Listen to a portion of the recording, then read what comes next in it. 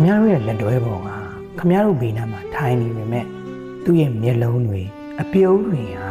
ဖုံးဆက်ခွင်ပေါ်ကအခြားတယောက်စီကိုရောက်နေတယ်လို့ခမရတို့ခံစားမှုပါလားရုပ်ပိုင်းဆိုင်ရာဖောက်ပြန်တာမှာသစ္စာပေါက်တာမဟုတ်ပါဘူးဒီဘက်ကအိမ်တော်ကြီးတော်တော်များများကိုတိတ်တိတ်လေးဖြိုခွဲနေတာကတော့စာတွေခိုးပို့နေတဲ့စိတ်ပိုင်းဆိုင်ရာဖောက်ပြန်မှုတွေပဲဖြစ်ပါတယ်ဒီဗီဒီယိုလေးကိုအဆုံးထိကြည့်လိုက်ရင်တော့ဘာကြောင့်ဒီအဖြစ်အပျက်တွေကရုပ်ပိုင်းဆိုင်ရာဖောက်ပြန်မှုတဲ့ပိုချောက်ဖို့ကောင်းလဲဆိုတာကိုကျွန်တော်ရှင်းပြပေးသွားမှာပဲဖြစ်ပါတယ်ကျွန်တော်နာမည်ကတော့အာဂါမင်းပါကျွန်တော်တို့တွေ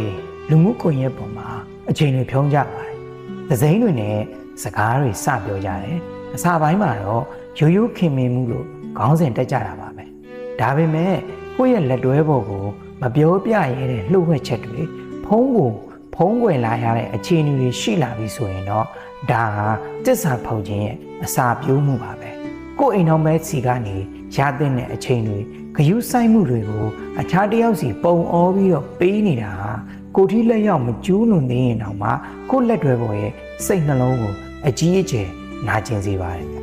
ဒီလိုလိုအပ်ချက်တွေရှိလာပြီဆိုရင်အိမ်တော်ရင်းမှာယုံကြည်မှုဆိုတာတဖြည်းဖြည်းပျောက်ဆုံးလာပါတယ်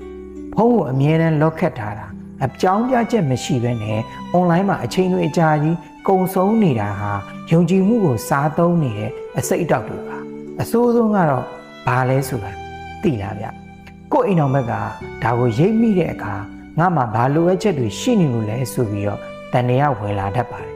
တစ္ဆာဖောက်ခံရတဲ့ခံစားချက်ကြောင့်ကိုတန်ဖိုးထားမှုတွေပါပြပြတန်တန်ကြာဆင်းလာပြီးတော့ကုစားရခဲ့တဲ့စိတ်ထန်ရာတွေရာသွားတတ်တာပါပဲစစ်မှန်တဲ့အချစ်ဆိုတာကနှစ်ယောက်တည်းရှိတဲ့ကဘာလေးမှာပွင့်လင်းမြင့်တာမှုအပြည့်နဲ့ပျော်ရွှင်အောင်တည်ဆောက်ရတာပါအိမ်တော်ရေးတစ်ခု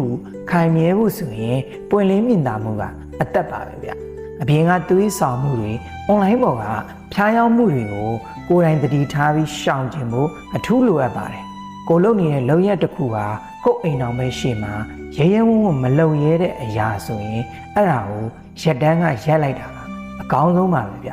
တကယ်လို့ခင်ဗျားတို့ရဲ့အိမ်တော်ရေးမှာလည်းဒီလိုလှုပ်ဝက်ချက်တွေယုံကြည်မှုပျောက်ဆုံးနေတာတွေကြောင့်စိတ်မချမ်းမသာဖြစ်နေရတယ်တစ္ဆာဖောက်ခံရတဲ့စိတ်ဒဏ်ရာတွေကိုကုစားဖို့ခက်ခဲနေရဆိုရင်တော့တယောက်တည်းကြိတ်မခံစားပါနဲ့ဗျကျွန်တော်ရဲ့ personal account ကိုစာပို့ပြီးတော့ဆက်သွယ်တိုင်ပင်နိုင်ပါတယ်ယုံကြည်မှုတွေပြန်လည်တည်ဆောက်ပြီးတော့ခင်ဗျားတို့ရဲ့ပျောက်ဆုံးနေတဲ့ကိုယ်ပိုင်တန်မှုတွေပြန်လည်မြင့်တက်လာဖို့ကိုကျွန်တော်အနီးကပ်လမ်းပြကူညီပေးနိုင်ပါတယ်